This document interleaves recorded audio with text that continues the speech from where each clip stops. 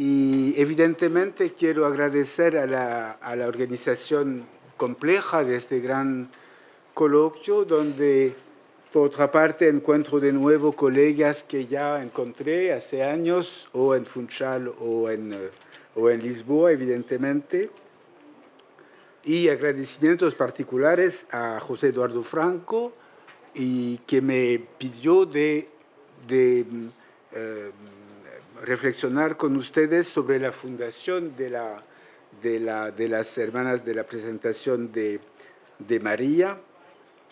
José Eduardo Franco, con el cual fundé la Sociedad de Estudios Jesuitas hace ya 10 años exactamente, en el 25, y más generalmente con el cual estoy construyendo muchos proyectos desde mucho tiempo. Así que gracias, José Eduardo. Y mis agradecimientos serán aún más grandes porque conocía de lejos las Hermanas de la Presentación de María, en particular a través de un gran libro de un colega francés que murió el año pasado, Claude Langlois, un libro que se llama Le catolicismo féminin, sobre la historia de estas congregaciones del 19. Y Claude Langlois cita muy frecuentemente en su libro Les Sœurs de la Présentation de Marie. Pero en realidad empiezo descubriendo mucho más precisamente esta congregación gracias a este coloquio. En realidad, la desorganización con culpa de los vientos encima de madera, pero esta desorganización finalmente no es tan mal, pues finalmente la fundación es siempre algo que se mira retrospectivamente. Cuando algo se funda, no se sabe que va a desarrollarse como una institución, es solamente después que se puede hacer una vuelta histórica sobre este momento de la fundación. Así que finalmente hablar de la fundación en medio del Congreso me parece una cosa finalmente quizás historiográficamente bastante pertinente. Ya como saben mejor que yo, la Congregación de las Hermanas de la Presentación de María, o Presentinas más familiarmente, queda fundada el 21 de noviembre del 96 en un pequeño pueblo de la región del departamento de l'Ardèche, en Francia. Así que indica dos cosas. Primero, en lleno periodo revolucionario, y segundo, en llena tierra protestante. Son dos indicaciones importantes porque significa que es una fundación secreta, no solamente discreta, pero secreta en sus principios, y en una tierra protestante que fue siempre en Francia una tierra de resistencia que puede ser en este momento una tierra de resistencia a la Revolución Francesa, pero que fue siempre una tierra de resistencia al catolicismo dominante como religión de Estado en Francia. Así que estas dos indicaciones ya van a decir algo de esta historia. Una congregación que migra una primera vez y volveré sobre este punto, en una antigua casa visitandina de Bourg-Saint-Andéol, siempre en la misma región del Ardèche, y otras migraciones vendrán después en el Canadá, en Suiza, en Madeira finalmente, en el 25 del siglo XX, en todo el Portugal, en África, donde, como en otras zonas del mundo, está siempre presente, viva y activa hoy día. Pero, ¿cómo se decidieron estos movimientos? ¿Con cuál proyecto están animados? O, más precisamente, ¿cómo se puede pensar la diferencia de la fundación y del conjunto de las instituciones presentinas? O, para decirlo en otro modo, ¿cómo se conjugan en el destino de las Hermanas de la Presentación de María dos inspiraciones cristianas fundamentales, la del eremitismo, o sea, de una migración, y la del cenobitismo, o sea, de la claustración, de la inmovilidad, de la sedentaridad, de la conventualización. ¿Cómo se pueden pensar estas dos dinámicas al mismo tiempo? Y esto también nos lo permite de entender las hermanas de la presentación de María. Y además, como quizás el destino planetario, por eso es interesante una mirada retrospectiva, como el destino planetario de estas hermanas se actuó, en una cierta manera, en un minúsculo territorio francés en los primeros años del 19. Esto es un tema siempre muy fascinante en las historias de las fundaciones religiosas, cómo se radican en territorios muy, muy, muy pequeños para después extenderse y hasta en el mundo entero en el caso de estas hermanas. Yo hablaría primero, para volver realmente a los primeros pasos de la fundación, yo hablaría de un exilio interior, pues lo que marca, no la fundación de la presentación de María, pero lo que marca el primer gesto importante de la fundadora Marie Rivière es su ruptura con el cura de Maupezat en el 90 del 18. Una ruptura porque el cura de Maupezat había seguido la línea de una conciliación del clero francés con la dinámica revolucionaria, pues era un cura asermentado, y Marie Rivière rechaza esta asermentación al proceso revolucionario. Y entonces sale de su relación con el cura de Maupezat. Es el primer acto fundacional, en cierta forma. ¿Y por qué digo esto? Porque cuando deja Maupezat, se rinde hacia otro pueblecito, estamos realmente en una microgeografía, se vuelve en otro pueblecito, Saint-Martin de Valamas, y se podría decir que en este momento de Saint-Martin de Valamas hay ya dos dinámicas que son juntas, y dos dinámicas que van a ser fundamentales para pensar todo el proceso del desarrollo de las hermanas.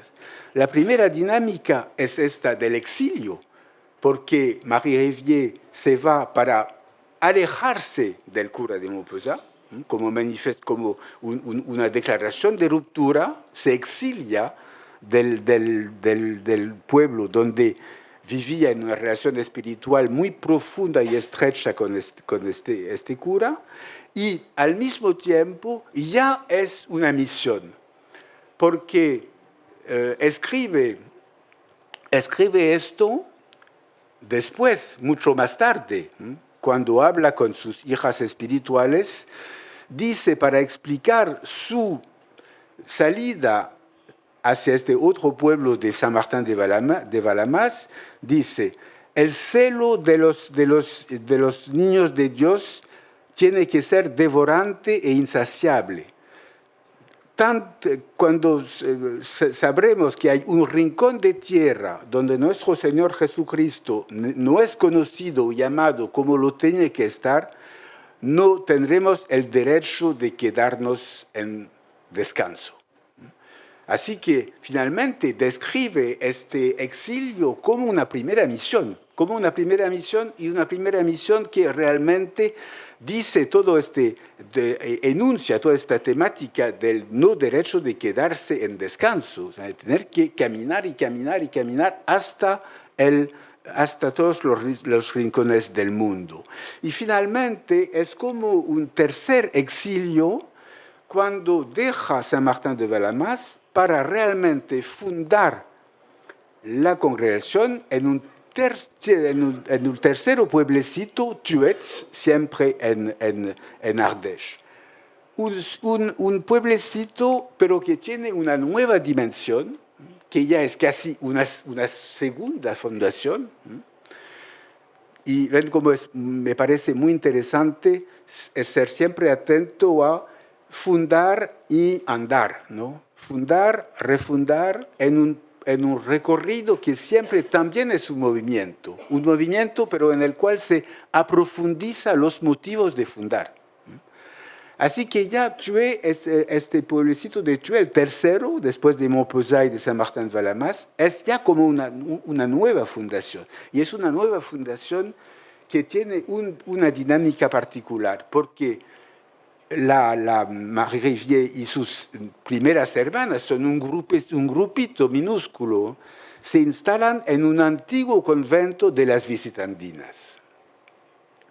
Esto no es para nada, es una circunstancia histórica, pero es también muy importante simbólicamente para ellas porque es una herencia de congregaciones religiosas de los siglos anteriores, pero que habían sido las primeras congregaciones abiertas, o sea, que no estaban con régimen de clausura, pero al contrario, con régimen de vivir en el mundo, y como lo saben mejor que yo, estas congregaciones visitandinas y antes de ellas las ursulinas son congregaciones que se inspiran mucho de las constituciones de la Compañía de Jesús.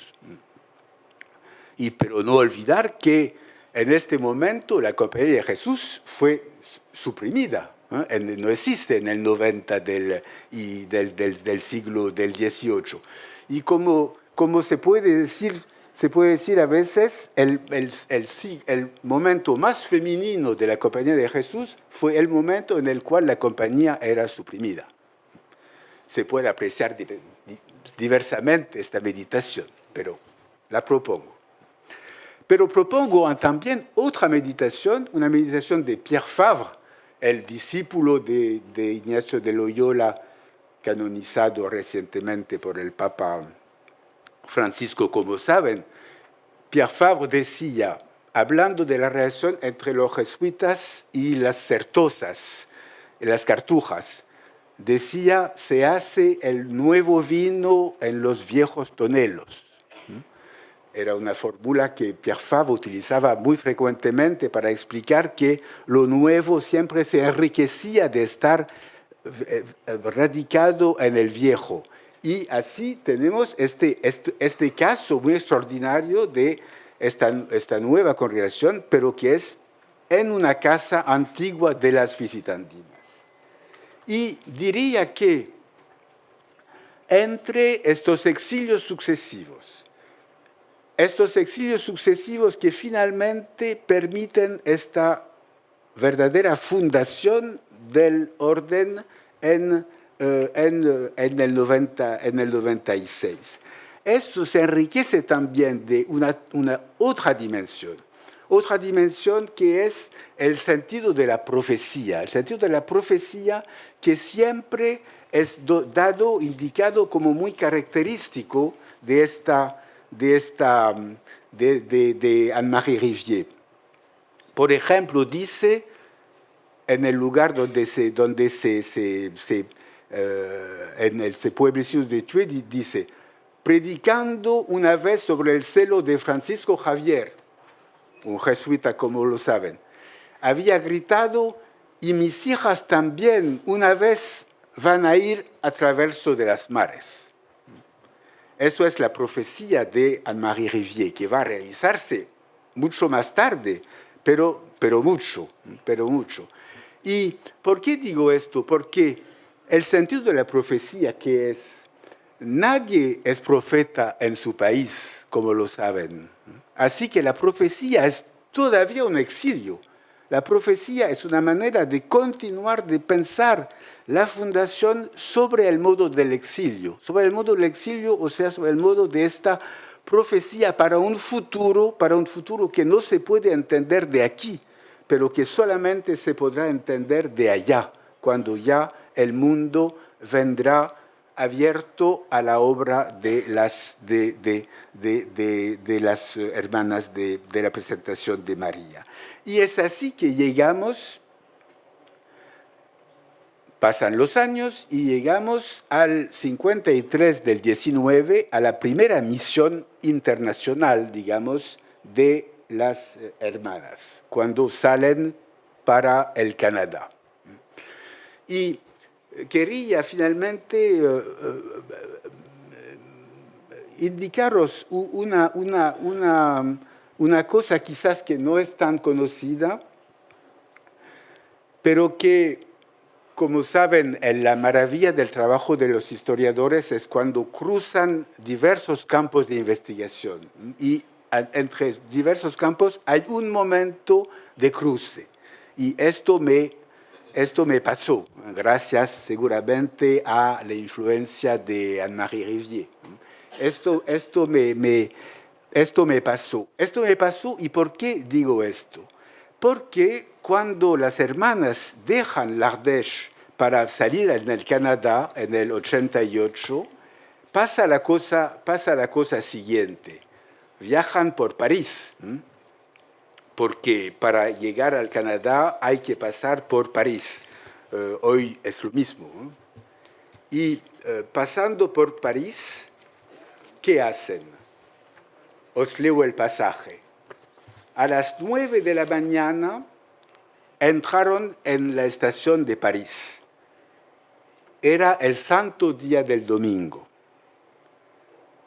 Las maletas fueron puestas en un hotel y nuestras viajeras, las primeras misioneras para Canadá, fueron a Notre-Dame de Victoire, donde oyeron la Santa Misa y hicieron la Santa Comunión.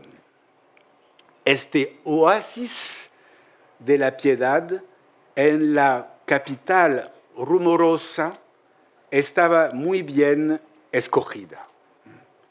Y yo diría más que estaba más que muy bien escogida. ¿Y por qué digo esto? Porque Notre-Dame de Victoire es un lugar absolutamente fundamental en la historia religiosa del XIX francés. Es efectivamente una oasis.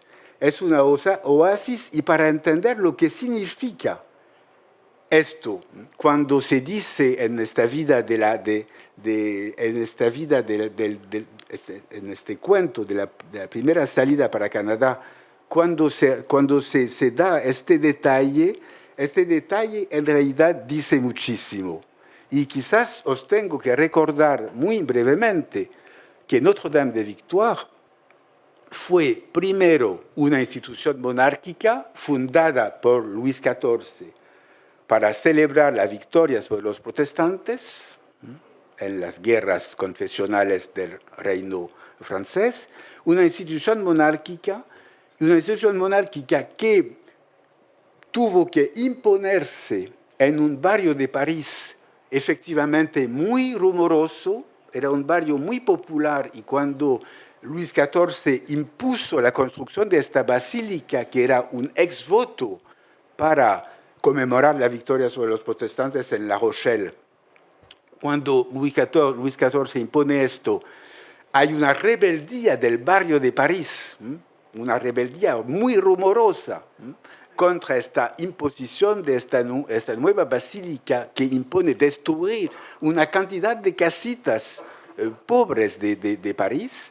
Así que cuando se hace esto, efectivamente es un oasis en el medio de una rumorosa capital. Sí, lo sabe muy bien lo que hay que pensar con esta formulación.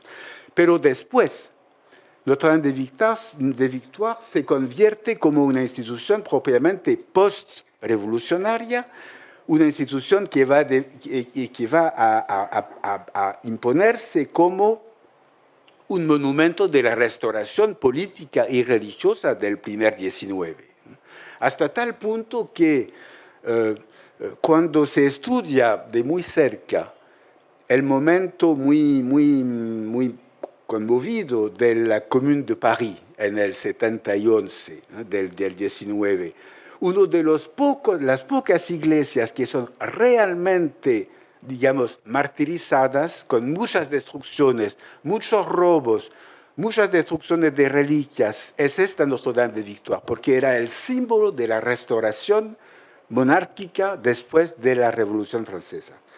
Pero lo más importante para mi discurso hoy es que es un templo colonial propiamente del XIX. Y es aquí que el hecho de hacer una parada aquí en Notre-Dame de Victoire en la trayectoria de las hermanas hacia Canadá se pone como un punto esencial. ¿Por qué? Un punto esencial, y cuando digo que las cosas se cruzan, lo digo porque en realidad me interesé esta basílica haciendo un trabajo sobre los exvotos de esta basílica. No estaba pensando aún a la presentación de María. Así que para mí fue una maravillosa sorpresa descubrir que estas hermanas hacían su parada en esta iglesia. Hay muchas iglesias en París, pero no, se paran aquí. ¿Y por qué es una historia fundamental para nosotros en este congreso? Porque es una historia, la historia de esta iglesia es una historia que cuenta con un momento muy importante y después, evidentemente, aquí volvemos a los jesuitas, después de la supresión de la Compañía de Jesús, es una fundación de espiritanos, principios del 18, que va a tomar un enorme desarrollo durante la supresión de la compañía, en particular en las islas de las Antillas. Y para terminar, os indicaré por qué doy este detalle. Y cuando se desarrolla este orden espiritano después de la supresión de la compañía, ¿qué pasa? Pasa que hay un triángulo de oro entre Roma, donde es muy activo una figura que es la figura muy conocida de François Libermann, un judío convertido, que funda con dos sacerdotes criollos de las Antillas, que funda una nueva asociación, la Sociedad del Corazón de María, para pensar una cosa fundamental en esta época es cómo reinventar el catolicismo colonial después de la abolición del esclavagismo, y en particular en Francia en 48. En todo el periodo colonial hay un vínculo muy estrecho entre evangelización y esclavagismo, hasta con los jesuitas, como se mostró muy bien en Brasil en particular. Cuando se va hacia la abolición del esclavaje, se tiene que pensar en otro modo las evangelizaciones de las poblaciones. Y François Libermann es uno de los teóricos de este pensamiento, un teórico que está muy vinculado con la propaganda fide a Roma, pero muy vinculado también con un francés que se llama Desgenet, que escribe una biografía de Libermann y que funda en Notre-Dame de Victoire una asociación que se pone como una arquiconfraternidad del Santo Corazón de María en el 36, que va a ser en París el lugar donde se piensa este catolicismo colonial post-esclavagista, que va a ser el grande asunto del catolicismo francés del siglo XIX. Y se puede decir que los años 52, muere Libermann en 52, es la cumbre de la vida de esta arquiconferencia. 52, 53. ¿Cuándo llegan las hermanas en esta iglesia? En el 53. O sea que llegan en esta iglesia en un momento fundamental de la historia de una basílica que se puso como problema el tema de la misión católica y de su desarrollo en el siglo XIX. Así que, por eso me parece que esta parada a la Notre-Dame de Victoire es un momento muy importante para dar toda su dimensión. Y ves que sono salido de 3 pueblecitos en la Ardèche y ya llego al mundo entero, porque efectivamente, a través en particular de esta basílica y de su historia entre Roma, las Antillas y París, precisamente llego en la historia del mundo católico del siglo XIX. Así que yo diría, para resumirme y para terminar, yo diría que a través de esta experiencia, de esta trayectoria, de esta implicación en este mundo, las hermanas de la presentación de María se inscriben en este momento extraordinariamente importante que trata de combinar evangelización y emancipación, precisamente, en este nuevo momento histórico de la historia del catolicismo mundializado. Primero. Segundo, es realmente entre Roma, París y las Antillas que se trabaja, que se maneja, que se inventa este vínculo entre emancipación y evangelización.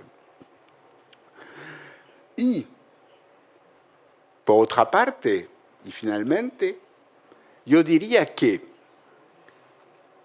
cuando llegamos en el momento de Madeira, yo no voy a entrar en el momento de Madeira porque sobre este punto yo soy aquí para aprender y no para otra cosa, ¿no? Porque soy más familiar del Ardèche del 18 y del París del 19 que de Madeira del 20. Nadie es perfecto. Pero yo diría que, ¿por qué me interesa mucho llegar así para concluir hasta el año 25 del siglo XX? ¿Por qué? La pregunta sería esta. ¿Qué sabían las hermanas de Madeira en el 25 de la historia ya larga de su congregación? ¿Qué sabían de este momento en el cual, llegando a París, se encuentran con militantes del catolicismo del 19 que habían hecho del trabajo de evangelización y emancipación de las islas de las Antillas francesas la punta de su trabajo apostólico? ¿Qué saben? ¿Qué saben de esto? ¿No saben? ¿Saben un poco? ¿Saben mucho? ¿Y qué se puede pensar en particular de lo que se podría hacer como una historia de la insularidad de este catolicismo colonial? Un pensamiento de la insularidad que permitiría pensar una cosa muy importante, es que las islas son un espacio muy particular. Es un espacio donde las cosas al mismo tiempo se sedimentan, se transforman y sobre todo evolucionan en un modo autónomo. Así que las islas tienen una historia muy particular. Y a mí me parece interesante interrogar este vínculo entre las Antillas francesas en la dinámica francesa del 19 y la isla de Madeira en la dinámica de la historia de las hermanas de María. O sea, islas que sedimentan una herencia, islas que no olvidan nada y islas que también reinventan todo. Gracias.